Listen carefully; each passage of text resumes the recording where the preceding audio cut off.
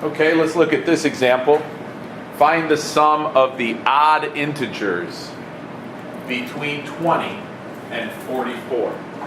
Okay, so this is a finite sum, right? The odd integers that we get, okay, are, we can come up with the formula for this. We've discussed this before very briefly.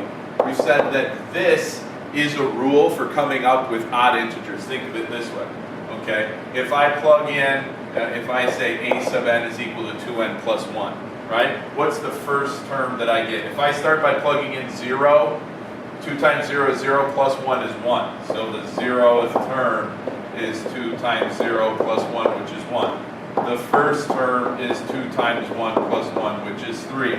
The second term is 2 times 2 plus 1, which is 5, right? So this is just an example of a rule that defines a sequence of odd numbers.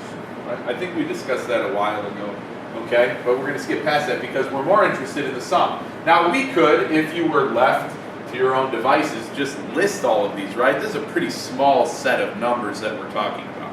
But let's use the summation rule that we know. So first of all, that summation, that sum, is equal to, and I start to abbreviate this after a while, how many terms there are divided by 2 times the first number that will be in this sum. What's the first number that's going to be in this sum of odd integers between 20 and 44? The first number is going to be 21.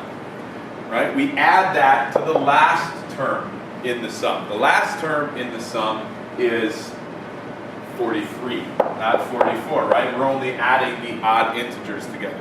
Now, how many odd numbers are there? Okay?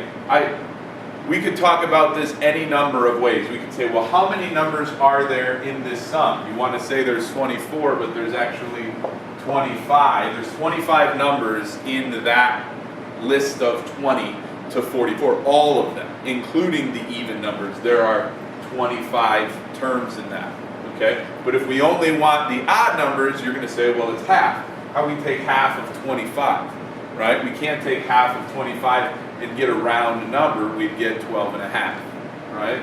So do we round up or do we round down? Since we're starting and ending with even numbers, we're going to round down. So there are 12 terms in this sequence. Let's count. 21, 23, 25, 27, 29, 31, 33, 35, 37, 39, 41, 43.